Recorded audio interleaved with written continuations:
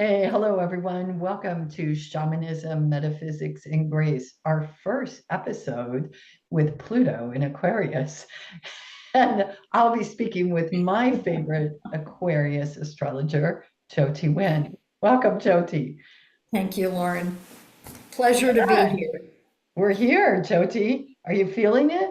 Yes, yes, I'm right in the throes of it all. Yeah. Yep. How are you experiencing this particular time? Well, it's been on my Mars since early September, not Yeah. counting a couple passes over the last year. And this is the final pass of Pluto on my Mars, and it's slowly moving off it. It'll take a bit. I did feel very pushed.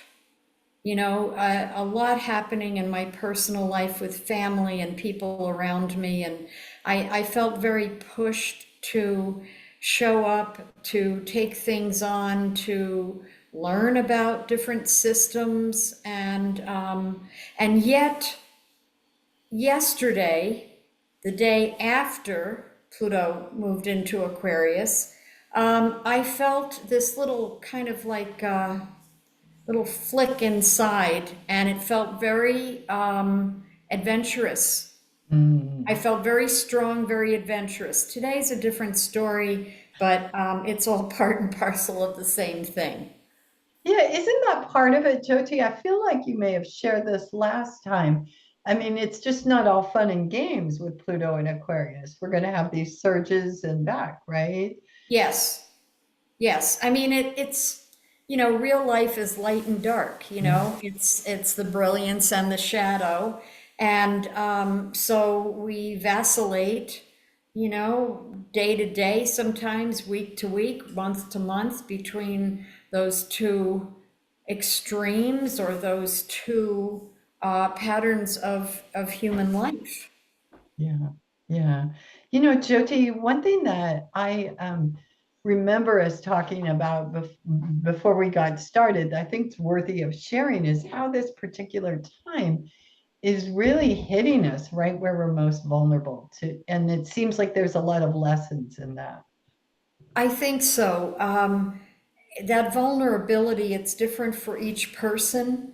Mhm. And so where we kind of freak out, or where we just don't have a handle on something, or uh, are the most vulnerable, that area of our life is where this Pluto is kind of dragging us through Yes. to see, okay, what tools do we have? How are we going to navigate this? How are we going to show up in our strengths, even if we're floundering? We still have strengths underneath and behind that. And it's just, I think, a real push for most people right now to deal with things that are sometimes life changing, life threatening. It's Pluto. It's going to be deep. It's not going to be the fluff. Yeah, It's going Jyoti, to. the word shock comes up to for me like there's shocking things and that just throw us off our footing. Yeah, yeah, I would say. And yet, I can't help think, generally speaking, that we have this trine in the heavens between the planet Uranus and Pluto. So while Pluto is going through this, moving into a new dispensation, as I call it, not the Aquarian age, thank you, but this new dispensation, it's trining the planet Uranus, and it is, and I may have said this last time, it is reminding some of us of the dreams we carried from the 70s. All the boomers out there, those, peace, love, dove, and those desires for, world peace. And some people still hold that as a dream of possibility. And so it's reminding us of that. And perhaps for some people, bringing us closer to having that experience. Yes, and the thing that I'm constantly being reminded about is we might not get there the way we think we're going to get there. Oh, we Or never we would, do. right, or we would prefer to get there. It may be a little bumpy and a little this way and that way, right? Right, right. It's like somebody telling me when I was about 24 years old saying, Jyoti, the spiritual path is not going to be like you think it's going to be. She was a psychic, and I thought, okay, let's see what happens. And it was not Yeah. like I thought it was going to be. It's sort of like Dorothy on her way down the yellow brick road, right? She didn't expect to encounter all those things. And no, I didn't expect it either. And Dorothy was my mother's name. Oh, is that right? Yes. So, I mean, that's the big news. Everything we will talk about, is smaller today that we will talk about than what this Pluto. I mean, this is the big news and will be the big news ongoingly for a while until Pluto settles into Aquarius, gets its footing, everybody kind of adjusts to the new norm. So, Jyoti, from your vantage point, when will that be? I have no idea. I mean, we're looking at a 19-year stint from right now, January of 2043, I think it is. Anyway, so I think that it's going to take a bit, it's going to take a while. We're dealing with a whole different energy than the past 15, 16 years. It's Yeah, not about business, it's not about corporations, it's not about the Tao, it's not about, it's a different Tao, yeah, you yeah, know, yeah, like yeah, exactly. Confucianism Tao, Yeah, that Tao, and so it's not business as usual. It's shifts and changes, and sometimes it's going to feel kind of radical. yeah, So, as smooth as we can be, as smooth as we can maneuver our own internal world by what happened, what gets triggered outside, that's all in our favor. yeah. I was with a group this morning and we were talking about what tools are working.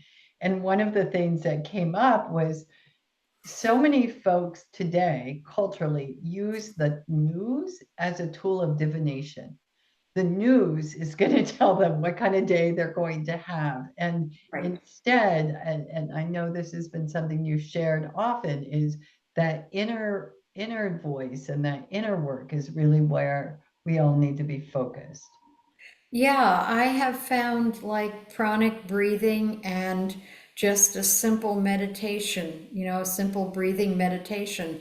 Um, it's where I can go, if I remember, it's where I can go in the moment to take myself out of crazy mind, overreaction, nervous system, you know, um, freaking out, and just go, okay, okay, let's just sit and breathe for a few minutes. That's all I can do. Mhm. I can't always change the outside situation. I can only change my response to it. And sometimes it takes me more than a minute. Sometimes it takes me 20. Sometimes it takes a morning. Yeah. And to give ourselves what it takes, right?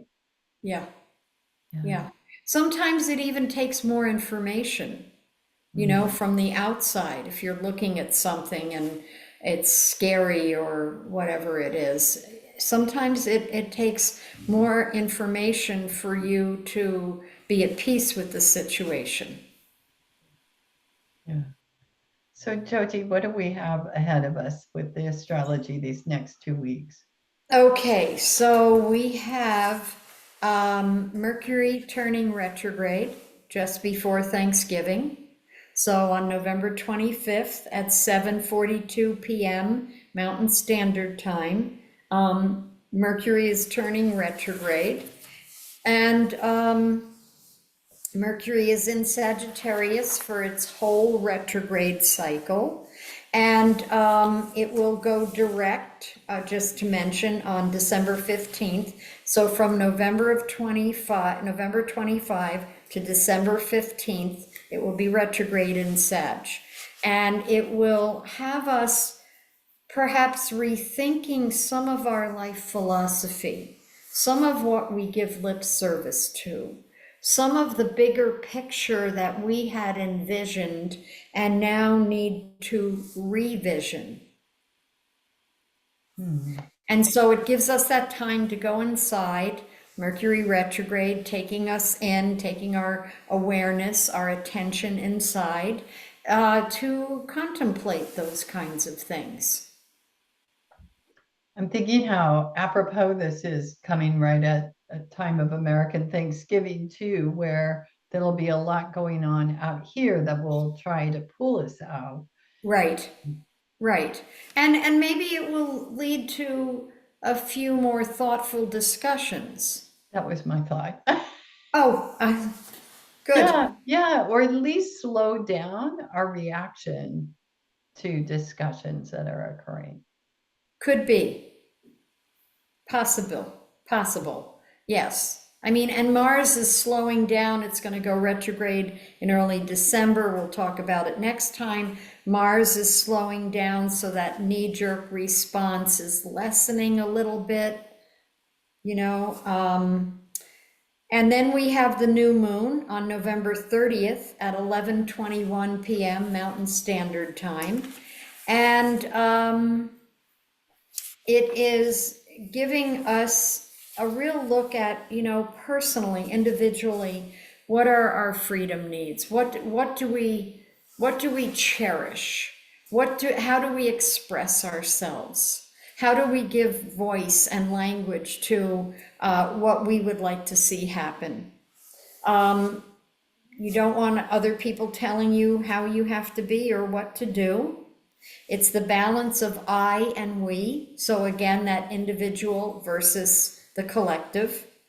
And an easier understanding, I think, of one's own spiritual path, one's own spiritual direction. Because right after this, within days, Neptune is stationing from the 2nd to the 14th of December. It turns retrograde on past where we're looking on, I think it's December 7th. But still, within this next couple weeks, Neptune is going to be slowing down and enabling us or helping us bring more of our spiritual understandings that has been mulling around since July 2nd, when it turned retrograde. Now it's going direct, and it's giving us an opportunity to express more of that. Jyoti, when a planet slows down like that, our experience of it then is more intensified, like it. Yeah. Okay. Yeah, absolutely. It's like we get a close-up view of something during that time. Yes, the nature of that planet's energies all of a sudden are like more tappable within ourselves, you know. So when Mercury slows down to turn retrograde, I mean, Mercury's cycle is only a day, it's the day it goes retrograde.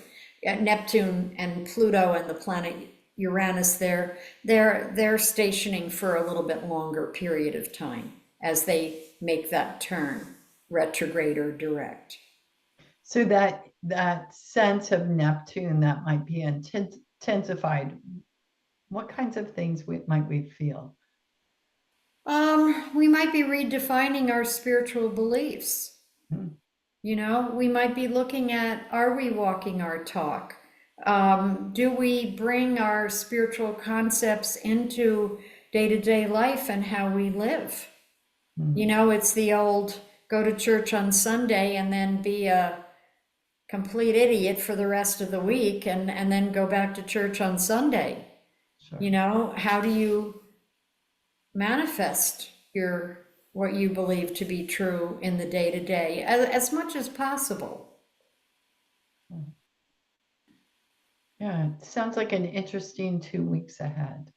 It is, but I don't think it's like drastic. Yeah, You know what I mean? It doesn't have that quite, it doesn't quite have that intensity of the past several weeks. You yes. know, You might it get a just, little break. I think so. I think, if not break, maybe kind of like a steady on, one Hmm. foot in front of the other, not feeling that push from behind, you know? And I want to share something. I was listening to somebody talk about astrology, and I don't remember his name. It was just a brief thing I came upon, and he was talking about looking ahead through the 30s and 40s in the ephemeris, in the book of planetary tables, and how now we are on this cutting edge, you know, and have been over the past couple of years, and now and for probably another couple of years, we're on this evolutionary edge. The planet's going through her thing, and we're all following suit. And so he was saying that this is like the crux of the time. This is like the most important time frame of this whole next even 20 or 30-year time frame, because when he looks ahead, and I'm taking him at his word here, I haven't looked ahead meticulously, but he said there's nothing huge happening Hmm. in the 30s, the 2030s, and the 2040s, except, of course, Pluto will move into Pisces. The 20 years of Pluto in Aquarius will be up. And that's another dispensation. But he couldn't see anything as intense as what we're being collectively dragged through right now. Well, I mean, I would make sense of that as we have to have the intensity right to make this change, whatever the change is that's being manifested. Yes, to make this leap, because Right. we're leaving a lot of stuff behind that no longer works, you know, Yeah. patterns of behavior, family systems, and we're making this leap into I call it a new dispensation, a new time frame with Pluto in Aquarius. And a lot of the stuff doesn't fit in our past, you know? Right. It's like trying to put on shoes that are too small, Yeah. that worked yesterday, but not today. Yeah. Yeah. It's funny how that happens, right? And then you get the pinch and it's like, not that. Yeah. It's like overnight your feet grew, or Yeah. you grew in consciousness. You Sure. know, I mean, that's the point. We're growing in consciousness to accommodate this influx of energy that will sustain us for quite a while, and uh, keep us moving forward in ultimately a positive way. Yeah. Well, I love that as a daily practice. Just check how the shoes are fitting. Yeah, you're right. Yes, yes. So I think that whatever way that we can each individually um, have a refuge, so to speak, whether it's within ourselves or in a sanctuary, in a room, in a place in the woods, in the breast of a tree, or, you know, whatever it is for us, we need to just remind ourselves that it's okay to take that time away from the push and the newness and the trying to figure things out. And uh, yeah, Yeah. And to remember we're okay in this moment. absolutely, absolutely. Yep. Yeah. Anything else, Jyoti? Oh, I think that's it. I think that's a lot, actually. Yeah. Yeah. Yeah.